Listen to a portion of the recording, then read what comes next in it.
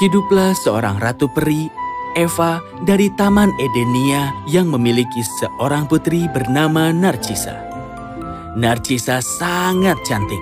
Dengan mata hijau dan rambut merah, kecantikannya adalah sesuatu yang sangat dia banggakan.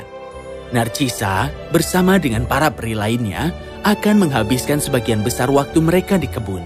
Di tengah-tengah taman yang elegan ini, terbentang sebuah danau kecil ditutupi dengan tempat tidur lili air dan lotus yang indah yang melayang di atas air. Banyak peri yang duduk di bunga lili akan mengagumi refleksi mereka dan bernyanyi. Ikan mas yang hidup di danau. Siapa yang akan menjadi hadiah untuk pengambilan paling indah?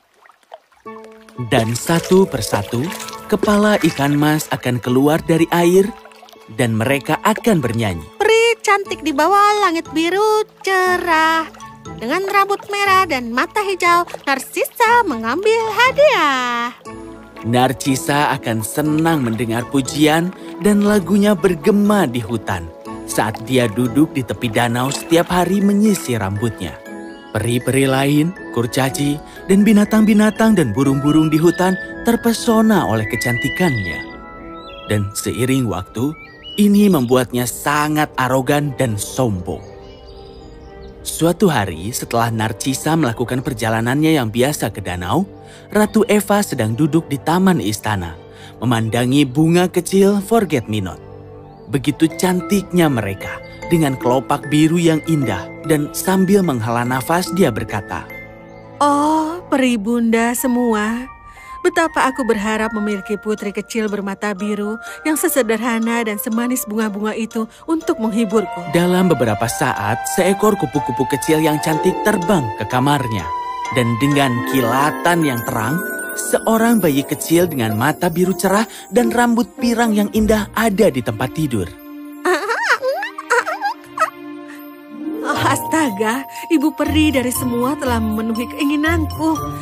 Tidakkah kau seorang anak kecil yang menggembaskan? Kau memiliki mata biru yang indah. Aku akan menamakanmu Forget-Me-Not, seperti bunga-bunga biru yang indah di taman. Dan itulah namanya. Forget-Me-Not yang kecil tumbuh menjadi peri yang sederhana dan manis. Dan tidak seperti saudari perempuannya, senang menghabiskan waktu bersama ibunya, merawatnya. Dia juga sangat mencintai kakaknya.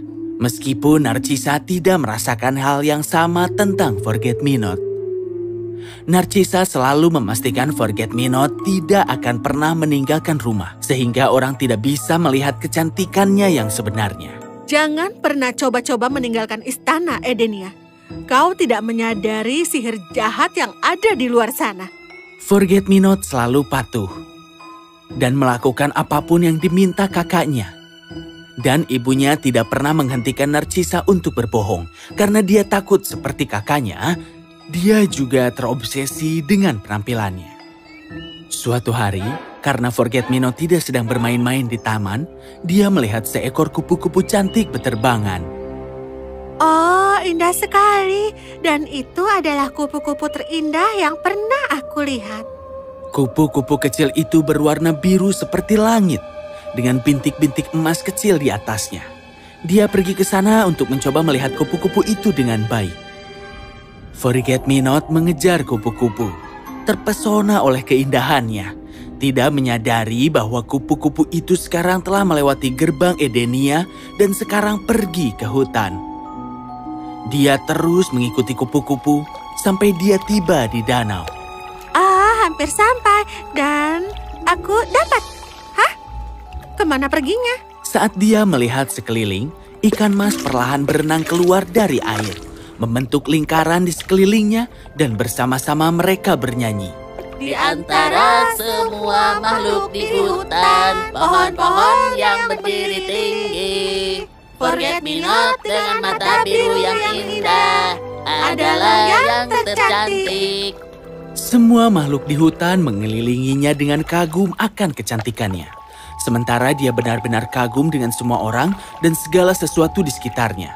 Dia tiba-tiba menyadari bahwa ibunya mungkin khawatir tentang dia. Dan dia lari dari danau. Ibu? Ketika Forget-Me-Not kecil yang malang berlari dengan tergesa-gesa di hutan, dia jatuh ke lubang. Dia turun pergi ke terowongan yang tidak pernah berakhir saat dia meminta bantuan sampai dia jatuh pingsan. Ketika dia bangun, dia terkejut menemukan dirinya di taman dengan pohon dan bunga dengan bentuk dan ukuran yang sangat aneh. Aku ada di mana? Tempat ini sungguh sangat aneh.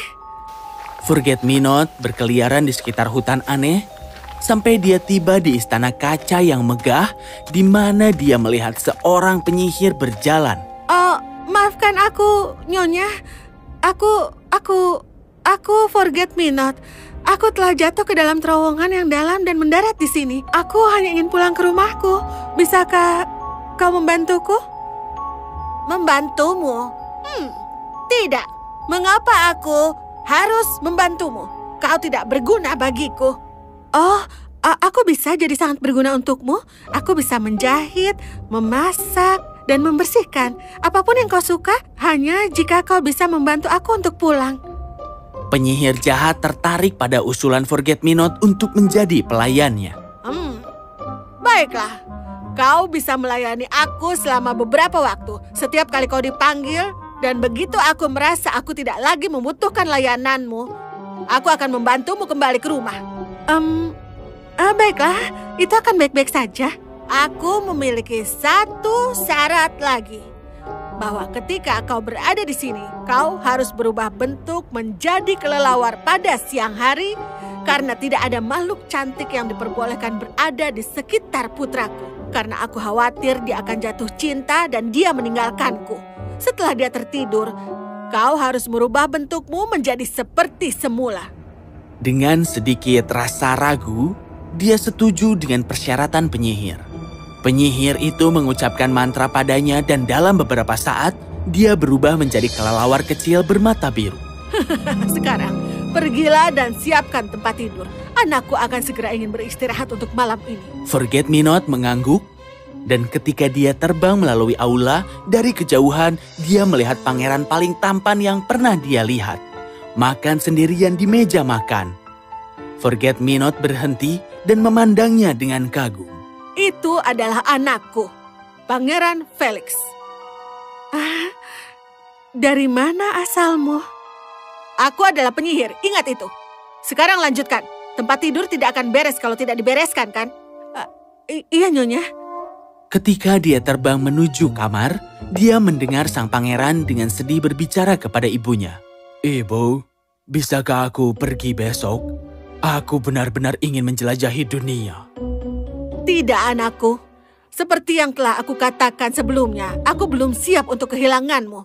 Aku khawatir kalau kau pergi keluar, kau akan meninggalkanku. Selama beberapa hari berikutnya, dia melayani penyihir dan beristirahat bersama dengan kelelawar lainnya, memikirkan kondisi pangeran yang kesepian.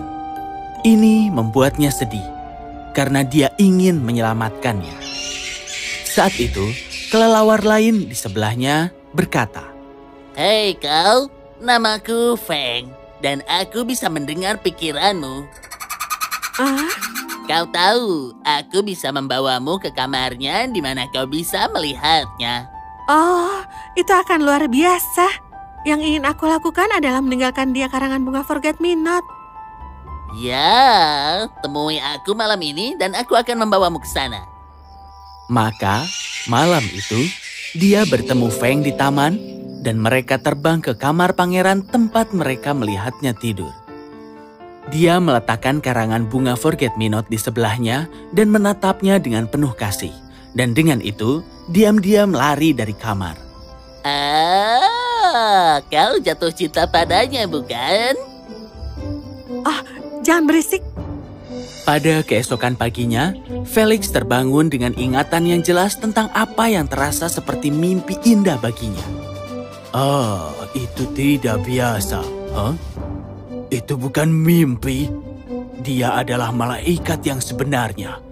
Aku harus pergi dan menemukan malaikat bermata biru yang memberikanku karangan bunga ini. Bertekad untuk menemukan malaikat bermata biru, Pangeran Felix berkuda dari Crystal Gates dan masuk ke hutan untuk pertama kalinya dalam hidupnya. Aku tidak tahu dia akan berada di dekat istana ibuku. jadi aku harus mencari cukup jauh dari sini. Felix berkuda melintasi hutan dan ladang, melewati sungai mencari peri bermata biru dari mimpinya. Akhirnya, dia berhenti di danau di mana dia melihat sekelompok indah bunga forget-me-not yang mengingatkannya pada mata biru. Saat itu, Narcisa yang sedang duduk di atas lili air, gundah dan sedih berkata, Siapa yang tercantik dari semuanya? Meskipun Narcisa sangat cantik, forget-me-not jauh dari sini lebih cantik dari semuanya. Benarkah? Dan di mana forget-me-not sekarang ini berada? Dia cukup dekat denganmu. Selamat datang forget-me-not yang tercantik di negeri ini. Pangeran Felix melihat sekeliling dan melihat kelelawar bermata biru terbang ke Narcisa. Forget-me-not telah melihat pangeran pergi dari istana dan mengikutinya sepanjang jalan. Oh, saudariku, ini aku. Aku telah berubah menjadi kelelawar. Tolong bantu aku dari mantra ini. Karena iri pada saudari perempuannya, Narcisa merasa lega melihatnya dalam bentuk kelelawar. Karena dia ingin menjadi peri tercantik di negeri itu. Kenapa aku harus membantumu? Pergilah. Ah, saudariku, tolonglah. Ketika dia mengatakan itu, batang lili air tersentak dan dia jatuh ke dalam air. Hei, apa kau baik-baik saja? Dan dengan sentuhan sihir, forget-me-not dibebaskan dari mantranya dan kembali ke bentuk aslinya. Sebagai peri bermata biru dari mimpi Pangeran Felix. Forget-me-not menjelaskan semua yang terjadi pada Felix yang cukup terkejut ketika dia mengetahui apa yang dilakukan ibunya selama ini. Bagaimana dia bisa melakukan itu? Aku tidak percaya. Aku tidak akan pernah memaafkannya untuk ini. Aku tahu bagaimana perasaanmu, tapi satu-satunya cara agar kau bisa benar-benar bahagia adalah kalau kau memaafkannya dan terus maju. Dan aku tahu, saudariku, di suatu tempat jauh di lubuk hatimu, kau memang menyayangiku. Aku tahu ini karena kau adalah saudari yang paling manis dan cantik yang pernah ada. Oh, maafkan aku, saudariku. Aku telah begitu terobsesi dengan diriku sendiri sehingga aku tidak memikirkanmu. Maka, kedua saudari perempuan itu akhirnya bersatu. Felix juga berbicara kepada ibunya yang benar-benar malu dengan perilakunya dan meminta pengampunannya. Jangan khawatir, Ibu. Aku akan selalu mencintaimu. Pangeran Felix dan Forget-me-not mengungkapkan cinta mereka satu sama lain dan segera sebuah pernikahan besar diadakan. Dan untuk Narcisa, dia menjadi sangat baik dan rendah hati dan Ratu Eva sangat bangga dengan kedua putrinya. Hei, jadi sekarang kalian tahu bagaimana seharusnya. Jangan selalu menyombongkan penampilanmu. Sangat bagus untuk menjadi rendah hati dan baik. Katakan saja yang sebenarnya dan jangan berbohong.